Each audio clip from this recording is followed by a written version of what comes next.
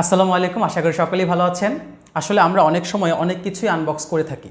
তো আমি আজকে আপনাদেরকে বই আনবক্স করে দেখাবো। চলেন কথা না বলে শুরু করি। মূলত এই বইগুলো আমাকে পাঠিয়েছে ইউনিভার্সিটির বড় ভাই ফারুক ভাই এসপরি ডটকম থেকে। তো ভাইয়াকে অনেক ধন্যবাদ বইগুলো পাঠানোর জন্য। আর আমি আমার ডেসক্রিপশন বক্সে ভাইয়ের সাথে যোগাযোগ করার জন্য তার নাম্বারটা দিয়ে দিব, মোবাইল নাম্বার, এবং পাশাপাশি তার লিঙ্কটাও দিয়ে দেবো, আসলে আপনি কোথা থেকে ভাইয়াদের সাথে যোগাযোগ করতে পারেন। তো চলেন শুরু করি। আসলে আমরা আমাদের বই আনবক্সিং, আসলে এটা একটা নতুন একটা এক্সপিরিয়েন্স, যে বই আনবক্সিংয়ের ব্যাপারটা। আমি এই দিনটার জন্য অনেক বেশি এক্সাইটেড ছিলাম। যাই হোক, সেই দিনটা চলে এসেছে। ভালোই লাগছে যে সুন্দর একটা জিনিস, যে বইকে আনবক্সিং, যে বইয়ের নতুন যেই গ্রান সেটা পাওয়া যায়, এবং সেই এক্সপিরিয়েন্সটা আমি আপনাদের সাথে শেয়ার করছি। তো দেখি, এখানে আসলে বিভিন্ন ধরনের বই আছে। ইসলামিক বই রয়েছে এখানে, তারপর হচ্ছে ছোটদের জন্য বই রয়েছে, পাশাপাশি উপন্যাস রয়েছে, আত্মোন্নয়নমূলক বই আমি অর্ডার করেছি কিছু। যাই, বই আনবক্সিংয়ের ব্যাপারটা খুবই মজার, আমি খুবই এক্সাইটেড।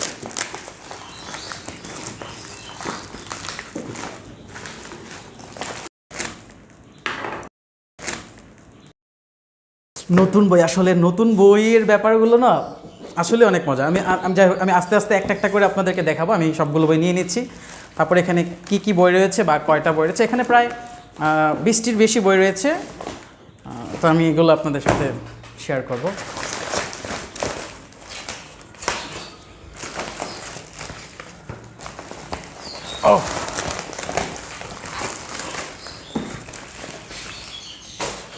আচ্ছা, কোন দিক থেকে শুরু করব?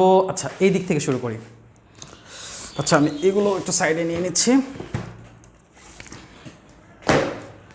যাক, আমি একে একে শুরু করব, তারপর আমি আপনাদেরকে দেখাবো আমি কী কী বই কিনেছি। যে প্রথমেই যে বইটি দেখতে পাচ্ছি সেটা হচ্ছে আর রাহিকুল মাকতুম। আর রাহিকুল মাকতুম সম্পর্কে মনে হয় বেশি কিছু বলার নেই। এটি হচ্ছে আল্লামা শফিউর রহমান মোবারকপুরী রহমতুল্লাহ আলাইহি বইটি লিখেছেন। 1396 হিজরিতে একটি প্রতিযোগিতা হয়েছিল সৌদি আরবে, এবং 1182টি বইয়ের মধ্যে এই বইটি হচ্ছে যে প্রথম হয়েছিল। এটি হচ্ছে রাসূলুল্লাহ সাল্লাল্লাহু আলাইহি ওয়াসাল্লামের একটি সর্বশ্রেষ্ঠ জীবনী গ্রন্থ। আমি আসলে এই বইটির 2টি কপি নিয়েছি, 2টি ভিন্ন প্রকাশনী থেকে। একটি বাবার জন্য, সাথে মাও পড়বে, আর আরেকটা আমি নিজে রেখে দেবো। এই হচ্ছে গেল রাহিকুল মাকতুম। আমরা এইখানে দেখতে পাচ্ছি হচ্ছে বুখারী শরীফ।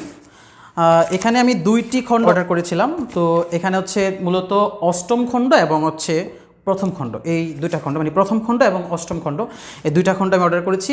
এটি হচ্ছে ইসলামিক ফাউন্ডেশন থেকে। যেহেতু অনলাইন থেকে পড়ি, তো চেয়েছিলাম যে সরাসরি পাণ্ডুলিপি বা সরাসরি হার্ড কপি পড়ার জন্যই মূলত কিনেছি। তো এই বইয়েরও একটি খণ্ড আমার কাছে আমি রেখে দেবো, আরেকটি আব্বাকে দিব, তারপর আবার দুজন এক্সচেঞ্জ করে নিব আর কি। আর দ্বিতীয়ত হচ্ছে যে যখন 2টি বই পড়া শেষ হবে, তখন আবার বাকিগুলো আস্তে সবগুলো খণ্ডে আমার কেনার ইচ্ছা রয়েছে, কিনে ফেলবো। এখানে একটি বই রয়েছে, এটা হচ্ছে মুত্তাসিন পাহলবির গণিতের জেমস বন্ড। আসলে মুত্তাসিন পাহলবিকে অনেকেই চিনে থাকবেন।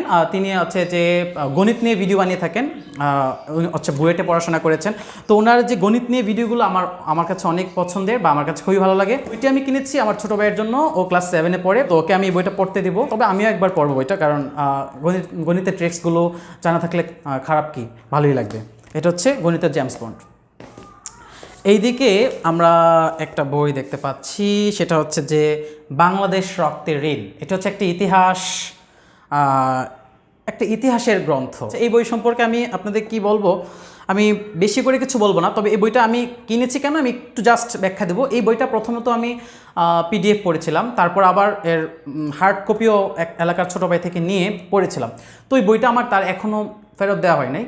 তো আমি ওই বইটা মূলত দাগিয়ে পড়েছিলাম। আর বইটা এতটাই গুরুত্বপূর্ণ আমার কাছে মনে হয়েছে যে বাংলাদেশের জন্মের পর মূলত পরবর্তী 10 বছরের ইতিহাস জানার জন্য এই বইটা আশা করি, আমি মনে করি খুবই গুরুত্বপূর্ণ। যদিও অনেকে বলেছেন বইটা বিতর্কিত, তবে আমার কাছে মনে হয় যে আপনি বইটা পড়েন তাহলে অনেক অজানা ইতিহাসে আপনি জানতে পারবেন। এই বইটার নাম হচ্ছে বাংলাদেশ রক্তের ঋণ, বাংলাদেশ আ লিগেসি অফ ব্লাড, একটি ইংরেজি বইয়ের অনুবাদ। বইটি মূলত লিখেছিলেন অ্যান্থনি মাসকারেনহাস। তিনি পেশায় একজন সাংবাদিক ছিলেন, তা এটি অনুবাদ করেছেন মোহাম্মদ শাহজাহান। বইটা চাইলে আপনি পড়তে পারেন, যে বাংলাদেশের পরবর্তী ইতিহাস জানার জন্য বইটা আপনার খুবই গুরুত্বপূর্ণ। যাই হোক, পরে রয়েছে আহমদ সফর গাভী বৃত্তান্ত। এই বইটা মূলত আমাকে পড়ার জন্য বলেছিল আমার ইউনিভার্সিটির বন্ধু শাহাবুদ্দিন। শাহাবুদ্দিন বর্তমানে কারিগরি শিক্ষা বোর্ডের অধীনে একটি প্রতিষ্ঠানে রয়েছে, তিনি শিক্ষক হিসেবে রয়েছেন। তো শাহাবুদ্দিন আমাকে ইউনিভার্সিটি লাইফে বলেছিল যে এই বইটা পড়ার জন্য, কিন্তু আমার কোনোভাবে পড়া হয়নি। তবে আহমদ ছফার আমি একটি বই পড়েছিলাম, সেটি হচ্ছে যদ্যপি আমার গুরু। ওই বইটা পড়ার পর আমি আহমদ ছফা স্যারের লেখার ফ্যান হয়ে গেছি। তো তাই হচ্ছে আমি তার 2টা বই অর্ডার করেছি। এটা প্রথমটা পেলাম, গাভী বৃত্তান্ত, দেখি পরবর্তীতে কী আছে। এখানে আরও একটি বই দেখতে পাচ্ছি, সেটা হচ্ছে বাঙালি মুসলমানের মন। বাঙালি মুসলমানের মন, এই বইটিও আহমদ ছফা লিখেছেন। তো এই বইটিও পড়ব। আসলে ওনার ক্ষুরদার লেখনী বা ওনার লেখার যেই স্টাইল পদ্ধতি, এটা আসলেই অনন্য, অসাধারণ। আমি যদ্যপি আমার গুরু বইটা পড়ি, বুঝতে পেরেছি। আচ্ছা, পরে আমাদের যে বইটা রয়েছে সেটি হচ্ছে যে আসমান, লতিফুল ইসলাম শিবলির লেখা আসমান। এই আসমান বইটা আমার পড়ার অন্যতম কারণ হচ্ছে যে আমাদের এলাকার এক ছোট ভাই, আমারই ছোট ভাই, সে চট্টগ্রাম বিশ্ববিদ্যালয়ে পড়ে, সুমন। তো সে আমাকে বলেছে, আমি তাকে জিজ্ঞেস করেছিলাম যে এই বইটা তুমি কেন পড়েছো বা এই বইটা তোমার কাছে কেন ভালো লেগেছে। সে আমাকে এরকম বলেছে এই বইয়ে নাকি সব কিছু আছে, একটা মানুষের জীবনের সব এই বইয়ে রয়েছে। যাই হোক, তার কথা শুনেই মূলত আমি উদ্বুদ্ধ হয়েই বইটা হচ্ছে অর্ডার করেছি। তো বই সবচেয়ে মজার করেছে, এই বইটার দাম একেবারেই কম, আপনি চাইলে অর্ডার করতে পারেন, মাত্র 50 টাকায় বইটার দাম। তো আমি এটা পড়ে দেখবো আসলে এর মধ্যে কী আছে, কী লুকায়িত আছে, যে লতিফুল ইসলাম শিবলির বইয়ে বা শিবলির লেখক আসমান বইতে কী লিখেছেন, আমি এটা পড়ার চেষ্টা করব এবং আপনাদেরকে রিভিউ দেওয়ার চেষ্টা করব। অনেক অন্যান্য বইগুলো রিভিউ দেওয়ার আমি চেষ্টা করব। এখানে আরও একটি বই রয়েছে, সেটা হচ্ছে হালাল বিনোদন। এটার মূল লেখক হচ্ছে শাইখ আবু মোয়াবিয়া ইসমাইল কামদার, এর অনুবাদ করেছেন মাসুদ শরীফ। আমরা অনেক সময় অনেক কাজ করি বা চিন্তা করি এই কাজটাকে হালাল হচ্ছে কিনা, বা অনেক সময় হারামের সাথে হালালের একটা মিশ্রণ করে ফেলছি। তো এই হালাল বিনোদন পড়লে মনে হয় তার অনেক উত্তরই পাওয়া যাবে। পরে একটি বই রয়েছে, সেটি হচ্ছে যে হুমায়ুন আহমেদ স্যারের মধ্যাহ্ন। তো এটা হচ্ছে 2টা খণ্ড একসাথে। আমি ভাইয়াকে বলেছিলাম যে 2টা আলাদা খণ্ড দেওয়া যায় কিনা, তো ভাইয়া চেষ্টা করেছিলেন কিন্তু আলাদা খণ্ড তিনি পাননি, তাই অখণ্ডটাই আমাকে দিয়েছেন। তো এই বইটা মূলত গল্প ছলে এখানে ইতিহাস রচিত হয়েছে, বই থেকে অনেক ইতিহাস জানা যাবে, অনেকেই বলেছেন। তো এই বইটা পড়ে আমি রিভিউ দেওয়ার চেষ্টা করব। এখানে আরও একটি বই আমরা দেখতে পাচ্ছি, সেটা হচ্ছে মরণের আগে ও পরে, মরণের আগে ও পরে কবরের খবর। এটা লিখেছেন ইমাম গাজ্জালি রহমতুল্লাহ আলাই। সুন্দর বই, কাভারটা অনেক সুন্দর। তারপর আমরা দেখি, এটা হচ্ছে যে প্রোডাক্টিভ মুসলিম, মোহাম্মদ ফারিসের লেখা, আর এটা ভাষান্তর করেছে মিরাজ রহমান এবং হামিদ সিরাজি। তো এই বইটা আবার অনেক অনেক আলোচিত একটা বই, যে একজন মুসলমান কিভাবে তার সময়কে কাজে লাগিয়ে আসলে সে কীভাবে প্রোডাক্টিভ হতে পারে। তো শুধুমাত্র বইটি যে মুসলমানদের জন্য লেখা তা নয়, একজন অন্য ধর্মের লোকে বইটি পড়তে পারে। তো আমি বইটি পড়ার পর আসলে রিভিউ দিতে পারি। তারপর হচ্ছে যে এখানে একটা বই দেখতে পাচ্ছেন, যে চমক হাসানের যুক্তি ফাঁদে ফড়িং। তো চমক হাসানকে আপনারা অনেকেই চিনেন, তিনি বর্তমানে যুক্তরাষ্ট্রে বসবাস করেন, আর তিনি হচ্ছে বুয়েটে পড়াশোনা করেছেন। আর তার এই বইটি মূলত তিনি 24টি যুক্তি, আসলে লজিক্যাল ফ্যালাসি বা যুক্তি ভ্রান্তি নিয়ে তিনি আলোচনা করেছেন। আমরা যে মাঝে মাঝে অনেক সময় যে জায়গায় যে যুক্তির দরকার নেই সেই যুক্তিগুলো দিয়ে থাকি, হয়তো বা সেটা নিয়ে আলোচনা করা। আমি যেহেতু বইটা পড়ি নাই, তবে রকমারি থেকে যে আমি রিভিউ দেখেছিলাম সেখানে দেখছি এই বইটা হচ্ছে যে কি বলে, যুক্তিবিদ্যার উপরে লেখা আর কি। তারপরের বই সেটা হচ্ছে বিস্ময়ের বিশ্বপথে, লিখেছেন হানিফ সংকেত। তো হানিফ সংকেতকে আমরা অনেকেই চিনি, আমরা সবাই চিনি। সেটা হচ্ছে যে তিনি ইত্যাদি অনুষ্ঠান করেন বিটিভিতে, সবারই খুব একটা জনপ্রিয় একটা অনুষ্ঠান। তো যেহেতু তিনি উপস্থাপক, আমার উপস্থাপনা আমার এমনিতে ভালো লাগে, আর সেই হিসাবে হানিফ সংকেতকেও ভালো লাগে। ভ্রমণ কাহিনীর আসলে ভ্রমণ কাহিনী খুব বেশি একটা পড়া হয় নাই, তো সৈয়দ মুস্তফা আলীর দেশে বিদেশে সেটা পড়ছি। এর আগে সুনীল গঙ্গোপাধ্যায়ের একটি বই পড়েছিলাম, আমার এক কলিগ আমাকে সে বইটি পড়তে দিয়েছিলেন। আর এই হচ্ছে যে বিস্ময়ের বিশ্বপথে হানিফ সংকেত, এই বইটা হচ্ছে যে ভ্রমণ কাহিনী। তো আশা করি বইটা পড়ে খুব ভালো লাগবে।